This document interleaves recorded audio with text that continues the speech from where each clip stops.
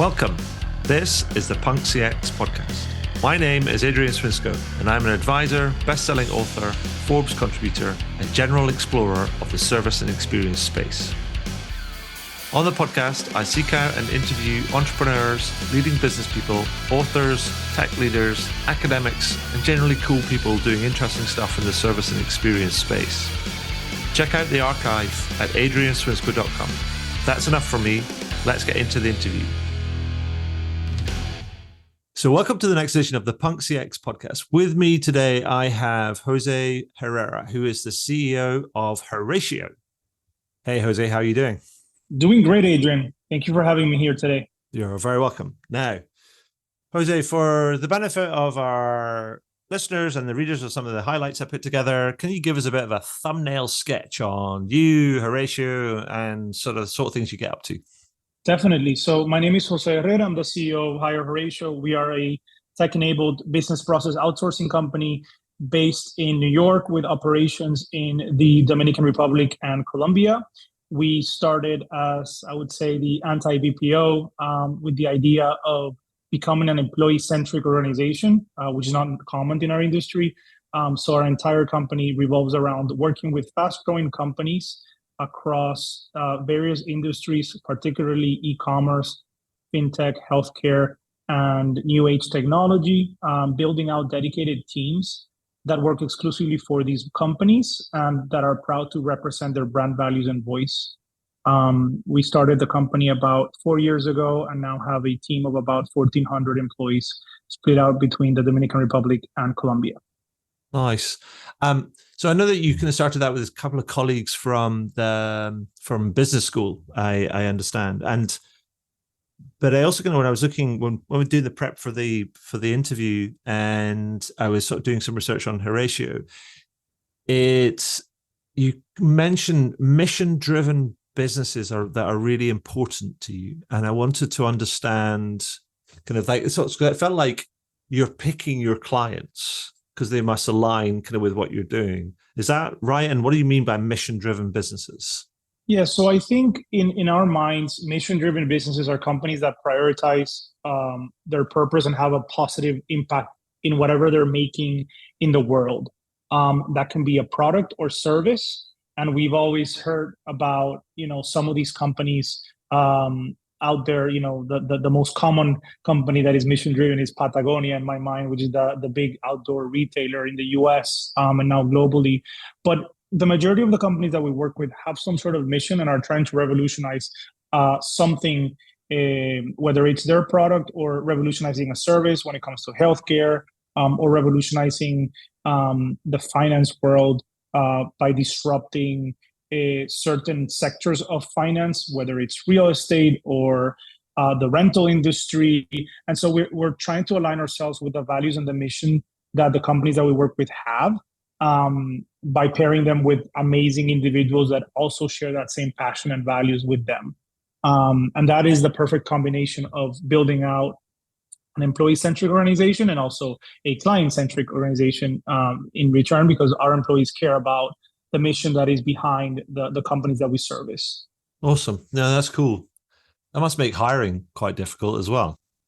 Yes, because we try to align the values of the employees to the values of the company. So we do take, our time to find the perfect fit for each company that we work with, which obviously translates into lower attrition numbers and better overall happiness when it comes to our employee satisfaction. I mean, we'll come back to the attrition kind of bit, because I think that's a really important kind of point. But also the other thing that when I was doing my research that stuck out for me was that you also say that you like to, and this is related to the anti-BPO sort of statement that you made a little bit earlier, where you say that you like to maintain a human connection to challenge the notion that the face of customer service needs to be led by robots. Now, there's a lot of it about right now. So can you explain to me what you mean by that, and what in your mind is going wrong with sort of service and experience? And if you want to use like e-commerce or something as an example, then kind of like, but then let me know. But then tell me, what do you mean by that? Yes. So since we started the company, we've been using AI to make the lives of our agents easier, of course, and that is something that we're super proud of, to be at the forefront of technology. That being said, the human connection is something that we are firm believers that is not going away anytime soon. We're starting to see a lot of chatter about AI and generative AI and all these buzzwords that we're hearing nowadays. But I think that at the end of the day, the human connection and the human touch is very important.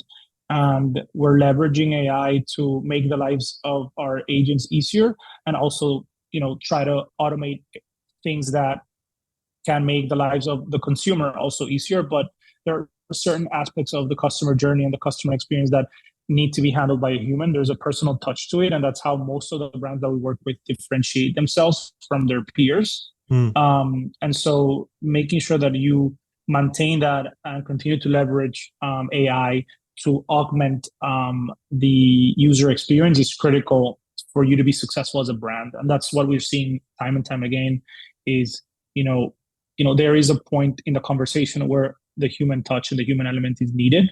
And we aim to build that synergy between the human agents and the AI tools that we're using nowadays.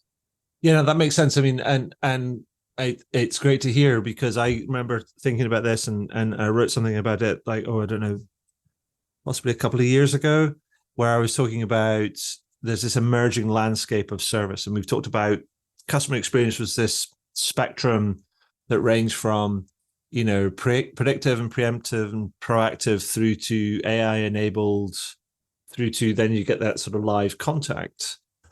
And yet, and we start talking about the employee experience. But the thing that struck me about all of that was actually that at the time, people were talking about employee experience, and it was more about other stuff that was going on around them, and not necessarily the things that were happening that the employee or the agent needed to do in the moment. And it struck me that actually we need to be thinking about the agent experience, and also how do we operationalize excellence in the moment using technology and data and all these different sort of things. And that actually be useful to think about the agent experience through the same sort of lenses that we think about customer experience, i.e.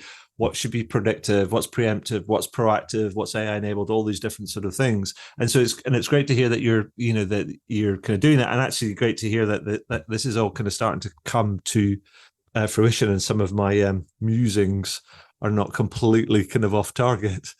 But I wonder is your focus on that, you talk about being a human-centric business, and then you talked about a low attrition. I mean, astoundingly, I think, am I right in saying that you have an attrition rate that averages about 5%? Is that Yes, right? That is correct. I mean, like, wow. I mean, for an industry, depending on where you're talking about, sort of an average meta level, you might be talking about between 25, 30, 40% average attrition rates. I spoke to somebody the other day, though, they were talking about, at one point, they were experiencing 100% attrition across a cohort of employees in the service and experience sort of space. So I'm a bit like, blimey, what have you done? And is it that picking of people and matching them and taking that and making that sort of agent experience sort of like so agent centric? Is that the key, do you think? Yes, I think it's a combination of factors. That is definitely one of them. The fact that we are able to match the agent's interest to the companies that we're working with, and that synergy, as I mentioned earlier, plays a big role in terms of how loyal the team members are to that particular brand. They really, are an extension of that brand and that company that they work with. But also, we when we designed the company, we decided to build an amazing office environment that goes against everything that most BPOs do. Our offices are like nothing you've seen before in the industry. You have a running track inside your office. I've seen the video. We have a running track inside our office, exactly. So, we build an office space in Latin America that has had, no one has ever seen it before, that mimics, the Googles and Amazons of the world. and mimics any fast-growing startup. So our offices are bright, they're open, they feel like co-working spaces, and we built it around collaboration so that the teammates can ask questions, interact with their peers, exchange ideas. And so, it's all centered around how can we make sure that these young employees, because the majority of our employees are super young, they're Gen Zers or millennials like myself, and they want to feel challenged by the companies that they work with. They want to understand that there's room for growth within their career. And so we built out a very strong learning and development team that works very closely with our associates to make sure that they are meeting their professional goals, but also their personal goals. We understand that this industry is not for everyone, and that some people may be with us for a couple of years, but we want to make sure that their experience here serves a purpose for their long-term career goals or personal goals. So employees are routinely encouraged to continue to pursue their interest, and we try to find their individual strengths to make sure that they have a strong career path. And I think that's what helps them be loyal to the brand that they work with, and also to Horatio itself. We don't share resources between companies. Every agent is assigned exclusively to one particular client. And the other thing is we're all about inclusivity. So, we're proud to promote diversity and inclusivity at our company. We are one of the few companies, I would say, in the region that actively promotes this, as you know. And, we're also focused on, improving the overall well-being of our employees. It's a very difficult job that you're doing when you're handling customer service, particularly, and some of the other areas of the business that we've expanded to, like content moderation and some of the other back office work. It's very difficult. So, we made sure to build out, incredible wellness programs. You saw that we have a running track on site. We also have a yoga studio where we have daily yoga classes. We have an outdoor terrace, and we also have an on-site gym. Do you not have in-site well-being counselors and stuff as well? Yes, we also have mental health counselors that are fully booked by everyone at the company. So we do try to find ways in which we can help our agents, not only professionally but also personally. And something that I encourage all of our managers is to make sure that they are having active conversations with their team members to understand what drives them, what they care about, and if they're well physically and mentally as well. I think it plays a huge, I've incorporated physical well-being into my routine, and that's something that helps me day to day. And that, especially when you're working in this industry, is very important to understand that you're supported by your leadership team, and that they really care about your well-being, not only at the office but also outside of that. We've also encouraged community service within our company. So we stress that our employees have to participate in programs that give back to the community, and that is something that we're super proud of. Not only making sure that our employees are happy, but also for them to understand that they're privileged and that they also need to help the community and give back. So it's an inclusive culture where we're trying to also help the society in Latin America at large. Can I just say that, you should be congratulated on that, because while many companies talk about the value of developing a diverse and inclusive kind of workspace, many fail to live up to their own words and their standards. It's a lot of it's talk and it's rhetoric, and but actually I know that your HQ apparently is proudly over 40%. Now let me get all the acronym right. It's LGBTQIA plus. Over 40%. Yes. And I'm a bit like, wow. I mean, fair play for that. And I love the idea, the kind of really the holistic sort of approach. I also love the idea of that you've got all these wellness things, but particularly because you've got on-site mental health and well-being counselors. Because it strikes me that being on the front line taking emails or calls or kind of doing chats or messaging or whatever it might be, it's relentless. And there's a kind of throughput to this, and sometimes there's no, you can't measure, you can't really predict kind of like if it's going to be a bad call or not, or a bad kind of interaction or not. And these things have an impact on people. And if you're not kind of like proactively sort of like helping people with that, then people just burn out and wash out.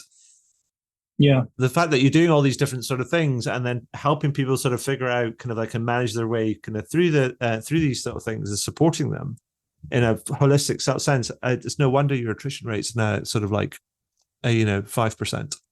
Yeah, and I think when someone joins the company, they're always trying to look for the catch, because they're so traumatized from their previous BPO experience that it takes some time to adjust to the Horatio culture and the way that we do things here. And to be honest, we aren't for everyone, from a client standpoint. Like, we've lost bids because some corporations want the more traditional corporate call center way of things, and we tend to focus on the clients that have the same mindset, that they want to treat their employees the same way that they would like to be treated as well. And that doesn't mean that we're not focused on ROI or metrics. It is the ROI and the metrics are a byproduct of the way in which we build this culture, and the numbers speak for themselves. And when you look at the attrition number, and when you look at the surveys that we do, 9 out of 10 employees at the company would recommend a friend to join the company. And in the later survey, 91% of our employees trust us. That's a big number. So we're super proud of that, and we continue. I would love to get to a place where we're 10 out of 10. I know that we're not perfect whatsoever, and that we're not for everyone, but we're constantly striving to find ways in which we can continue to hone in on our employee experience, because we do believe that happy employees lead to better performance, and the numbers are there to prove it. And that's why we've been able to grow so quickly. Perfect. I mean, actually, you mentioned the numbers, and so this is not all happy clappy sort of like stuff. This is real, real business with kind of like proper commercial kind of and customer kind of outcomes. So let's talk numbers. I mean, but let's talk stories as well. So do you have a couple of client examples that help me and the listeners sort of understand kind of how you approach things and to bring your kind of approach to life? And I'm particularly interested in sort of the outcomes that you've been achieved and how long it took you to kind of achieve those outcomes, if you can. Yes. So when we start partnering with our clients, and we actually call them client partners, most BPOs call their clients campaigns. Which feels inherently temporary. Exactly, which is not the purpose of building out trust and a client partnership. So when we start working with our clients, the first thing that we do is we have a customer success team that tries to understand what are the pain points, what are their goals, how can Horatio help them build out what we call a robust customer experience journey. When we start doing that, we build out a framework for the things that they care about, whether it's high QA score or CSAT scores, or they want to improve from X to Z, or they want to change their overall CX strategy. And so we work together with them to understand, okay, do you have the right team structure? Do we need to think about changing that structure? Are you worried about your satisfaction score? Are you worried about your quality score? And like, what is happening, right? And then based on that, we build out a training plan together with them and start looking for the perfect fit. The clients typically send us a job description that we share with our recruiting team to make sure that we find the right candidates for that particular brand. And there was a case where we had a company that was growing very, very fast. The majority of our companies are fast-growing companies that need scale. But before we use scale, you need to build a core team that understands the product and can really help you build out a team under it. And so the first thing we do is train the leadership team to understand the goals, whether it's increase CSAT or increase QA. And this particular client came to us, they had a QA score of 60%, pretty low. They had a CSAT of about 4.6, and they had a volume, an insane amount of volume at the time, which was about 100,000 interactions. And they had a very small team. It was only email, and they wanted to add chat, and they were growing. I mean, week over week, they were growing like 20%. So after they partnered with Horatio, the volume got to 217,000 interactions, more or less. Is that a year? A month. A month. Yes. So yeah, it was a lot. It was a big team, and so like you had to take the time to train the team, which took a couple of weeks, and obviously making sure that we're measuring the impact of the new things that we incorporated into the workflow. We also recommended a new technology when it comes to QA to make sure that we're auditing more interactions and leveraging AI to do that, and having our team of human QA agents, pick the right interactions that matter. And over a year, we were able to scale that team 3 times the size of where they were at the beginning of our relationship. And I think it would have been nearly impossible without the structure that we provided them, making sure that we were building out the right management structure that made sense for them. And happy to say that the score, which was the most important thing for them, because it cost them a lot of money when you have errors. Their QA score went from 60% all the way to 95.85% within a year, which is dramatic. Mm-hmm. And the CSAT increased from about 4.7 to 4.9. So that was obviously a lot of work from our team to make sure that we aligned on what the company cared about. And we also built out, for every client, we built a dedicated analytics dashboard that refreshes every 15 minutes, so they can see what's happening with their team. And that collaborative approach led to these results. So that is the approach that we take with every client that we work with, is making sure that we understand what they care about. Every company cares about something different. What are the metrics they want us to follow? And what is the time frame to get to that number, right? Mm-hmm. It is a process, but I think that when you work with clients that understand that and that really value your input, it's the perfect combination for a successful Horatio partnership. And going back to that kind of thing around hiring people that whose values are aligned with the kind of the brand that you're working with, is that in any way a bottleneck in the kind of the process? Because it's sort of harder, or is it harder to find those kind of people, or is it because you become so specific about who you need and why? Does it become easier to find and attract and find those sort of people? Yes, we try to find people that align to that industry in particular. So they probably don't necessarily know the brand, but they're passionate about what that company is doing. So for example, we have a all natural dog food subscription company, right, that builds personalized meal plans for their dogs. And so for that particular client, everyone that works at that account is super passionate about dogs, right? Okay. And so, being able to empathize with the end user makes a huge difference. Right.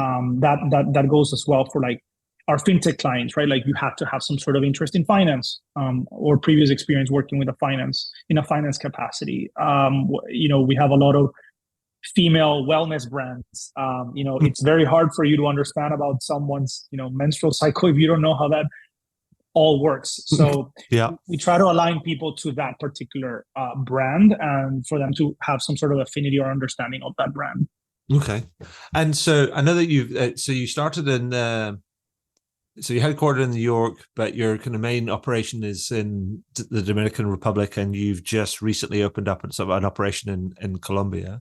Yes. And so what does the future hold for you? And here's the key thing. How are you going to maintain and grow your culture as you sort of scale? because some of those outcomes and those experiences are going to speak for themselves and stuff. And I guess that's probably the next big challenge, right? How do you stay the anti-BPO kind of like human-centric sort of thing as more people come knocking on your door? Yeah, so I think we're all focused at the leadership level to make sure that we are not only preserving our culture, but strengthening the culture and adapting to the market, right? Every country that we go into is going to be different, but I think that at the core, our core values are going to be the same. And so making sure that we're clearly articulating those core values to the leadership team that we're going to be hiring there, understanding that they need to reinforce those values, and make sure that we continue to hire people that align with our culture is critical. Trying to replicate some of the traditions that we've built in our initial operation in the DR, that have contributed to our unique company culture, and also creating new traditions in that country. And I think that we've been able to do it so far. I'm spending a lot of time in Colombia, and I was actually there with our initial team last week, and I think everyone was super engaged with our culture and our values. Our leadership team from Colombia spent a couple months in the DR absorbing all of that, and I think they've done a phenomenal job translating our culture into the Colombian market, and with a new team of agents that we've hired in Colombia. So I'm super happy so far about that. I think obviously there's going to be a lot more work around that within the next couple of months. But I think that as we continue our expansion, our goal is to make sure that we continue to maintain and preserve our culture and even enhance it and adapt it to the local market. Mm-hmm. And just thinking about it as well, is like, am I right in saying that your heritage is from DR as well? You're from Yes. the Dominican Republic. So how must it feel to kind of like to be able to kind of go and do this and that this is a great new thing and employing tons of people and making a big difference and back at home, I guess? Yes. So I spent 10 years in finance in New York, and I had the privilege of working with a lot of institutional investors and pension funds in Latin America. And I always wanted to find a way to give back to the country. And, as much as I would love to get into politics, I don't think I'm ready for that yet. But I knew that I wanted to make an impact, and I think there's no better way to make an impact in society by building high-paying opportunities in the country. So I'm super happy that we're able to continue to build upon our promise to create that, and also give opportunity to the Dominican youth of working with companies that they honestly wouldn't have access to if it wasn't for us. So I think that combination is very special. And it brings us a lot of joy that we're able to do that. And also, I think, it goes beyond building job opportunities. I think also the impact that the company is having locally in the society is also very positive. We're starting to see a lot of our peers try to change their ways, which is very flattering. And I think, at the end of the day, that's what we're all trying to achieve, is how can we continue to improve working conditions, and how can we continue to revolutionize the industry and continue to be employee-centric. Awesome. I mean, you should be applauded for that. Well, you are. I am going to applaud you for that, because I think that's kind of like that's awesome. And thank you for sharing your story kind of with me. And I look forward to just sort of following your progress and things. But I think, is there anything else, Jose, that you'd like to highlight that we've kind of missed out about kind of your journey and what you do and things, before I can ask you some general kind of like zoom out questions? No, I think, at Horatio, we're super excited about this new opening in Colombia.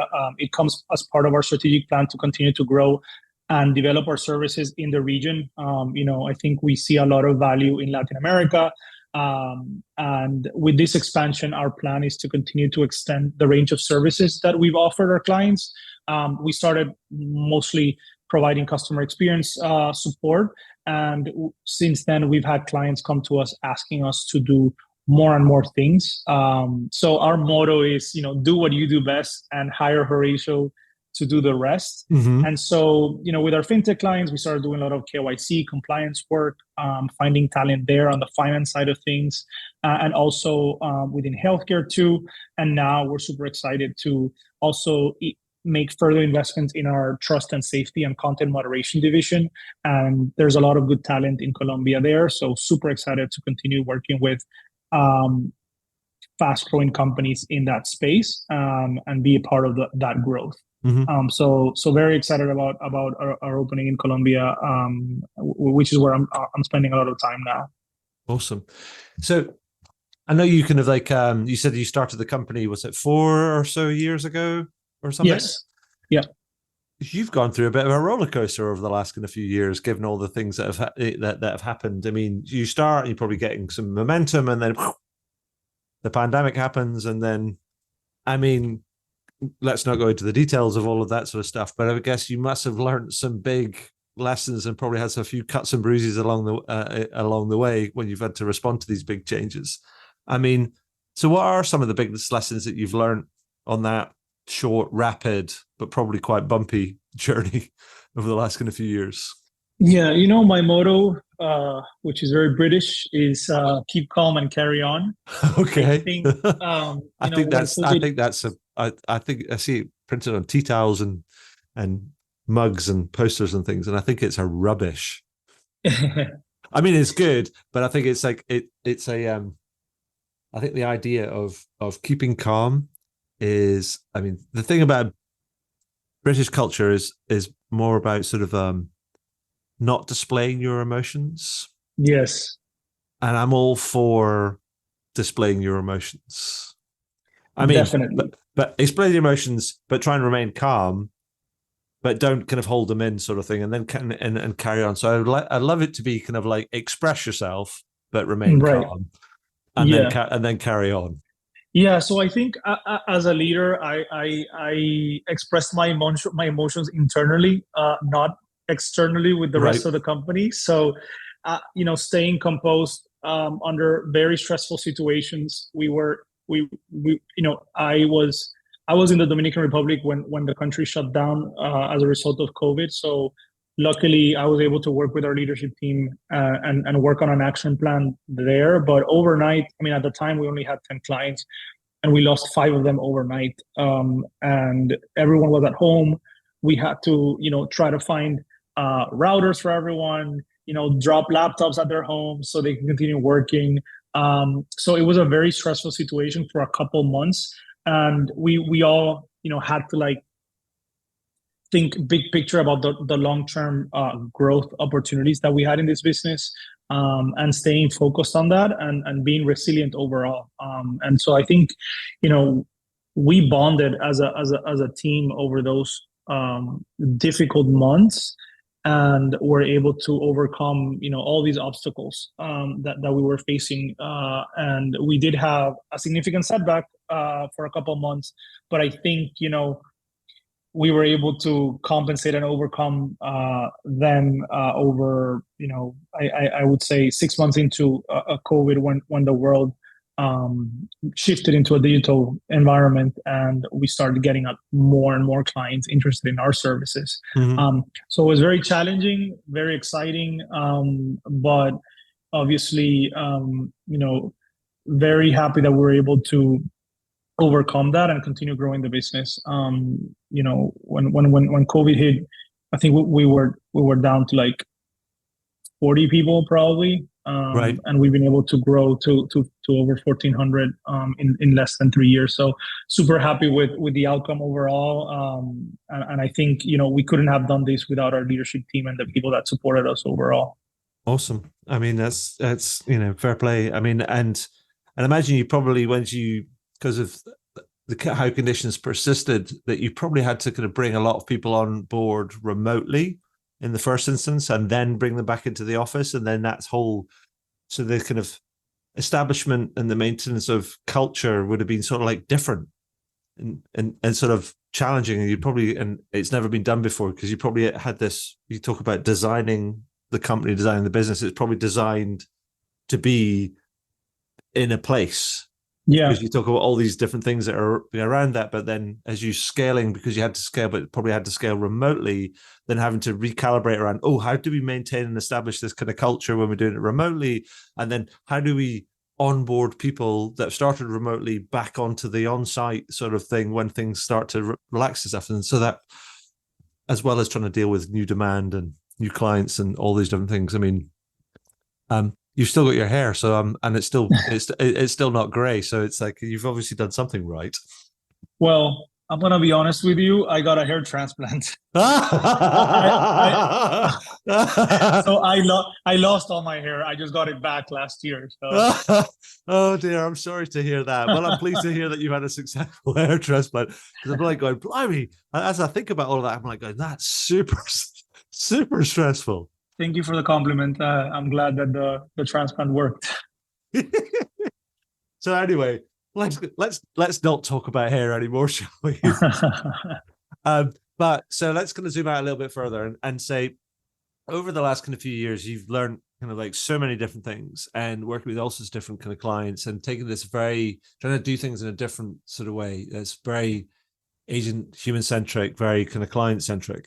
Mhm. What would be your best advice to somebody listening in that wants to sort of improve their customer and employee experience? What would you say? Say Jose says, do this, dot, dot, dot. Complete that sentence. I would say understand your customers and employees as much as you can. Try to gain a deep understanding of like their needs, their preferences, gather as much feedback as you can so you can continue to improve on your product and services.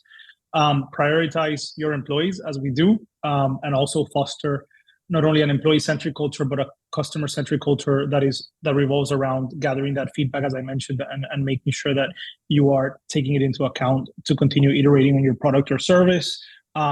Be very open in terms of like your communication channels, and make sure that you're reaching to your customers through the channel of their preference. The last thing that you want to get is someone that goes on social media and blasts you and you have no awareness of that. So make sure that you have all that integrated and that you invest in a technology that works and that captures all of the data about your brand or service, because that is very important. And the most important thing I would say is make sure that you're investing in your employees training program. I think that a lot of the issues that we see as a customer service organization and partner for some of these clients is continue to retrain your employees, because these companies that we work with, and particularly startups, they're always changing processes, systems, new products, and your customer service team is the front line. So you have to make sure that they have all the updated information so that they don't mislead your customers. And so making sure that you keep your employees updated on what's happening and anything that changes within your processes or new products is critical to be able to provide an exceptional customer experience. Awesome. Great advice. Thank you. So a couple of things, Jose, before we go. So I was explaining at the end of all these interviews right now, I have been asking a couple of questions related to punkness. And the first one is related to the book that I wrote back in 2019, which is called Punk CX. And I've been gathering since that time, by these interviews, a whole bunch of list of words around what punk or taking a punk approach to CX would mean to different people. Now, not to put any pressure on you, well, a little bit maybe, but I've gathered 185 different words and phrases. So, Jose, if I would say to you, what one or say two words would you use to describe a more punk approach to CX? What would it be? I hope this hasn't been said, but I'm sure it has. I would say for me, a punk leader is someone that goes against everything. So like someone that's rebellious. That is how I would see someone as being a punk leader, going against the status quo and challenging. Can I take that and sort of add a little bit to that, because rebellious is on the list, right? But you said the word against, and it reminds me of the Bad Religion song "Against the Grain." Mm-hmm. I would say you should claim that one. All right, that's mine. So I'm going to rate that. I'll take Make a note because one, I love the fact that I could get to mention Bad Religion on the podcast because they're one of my favorite bands, and two, it's not on the list, and so I can put it on the list. Brilliant, Great, excellent. So the second question is related to this concept around, which is a follow up to the Punk CX books, was related to this concept that which you'll get is that experience is this kind of multi-dimensional thing. It's about customers, about employee, it's about stakeholders, it's about all these different things. And actually, it's no longer sufficient to talk about customer experience in isolation. We have to think about things in a more integrated and holistic way. And the book was talking about we need to start a conversation around what experience leadership looks like. That's what the XL stands for. So what company or brand do you think is an experienced leader and why? This is going to be cliche, but in my mind, the company that has the best overall holistic experience is Apple. I mean, hands down. Okay. I think they're the way that they designed the entire organization focused on, the products and, the user is just incredible. I mean, you walk into an Apple store and it's just like perfection, right? Like it's super sleek. You know where to go, you know what to do. You have people that are willing to help you. The way that their training program, the retail training program is phenomenal. Everyone knows what they're doing.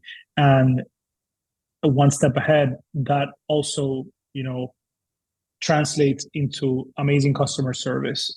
So I think that for me, Apple is the best company that strives to provide a consistent and overall positive experience, making sure that customers are happy, continue to be loyal. I mean, they don't innovate that much on their phone, and we still continue to buy them, right? And I think it's a true testament of the way that they've built the overall experience to be immersive and to also make sure that customers remain loyal and think of it as a status symbol that they're using that product. Awesome. Thank you. What a great example. And I'm pretty sure it's been on there before, but I like the way you kind of described it. So one final question, which is a bit of a new one that I'm asking at the end of these interviews, because I've found myself living in an ever-changing and challenging world. And I tend to find myself kind of in the morning over my first cup of coffee, sort of doom scrolling through the kind of the headlines, kind of going, oh my God, not that, another thing. And so what I decided to do on these podcasts was to try and end on a good news story. So, Jose, can you tell me, or give me a good news story, or tell me what's the most interesting, positive, or exciting thing that you've seen in the last week? This is a bit random, but I saw random's great. We love random. I saw someone that was my parents' age, graduate from college. I love it. Yeah, and he was like a 72-year-old man from Georgia, and his 99-year-old mom was there cheering him on, and that was amazing. I mean, I was so motivated by that because it's never too late to finish or start your journey. So that was a very positive story that I saw this week that captivated me a lot.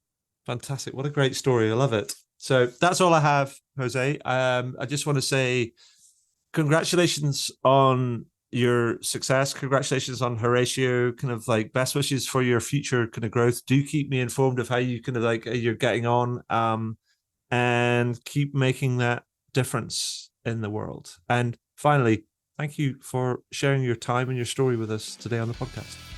Thank you for having me. It was a pleasure. Wow, what a great interview. I hope you enjoyed it. I know I did. Find out more about me and the work that I do at adrianswinscoe.com. Do leave a review on your favorite podcast platform.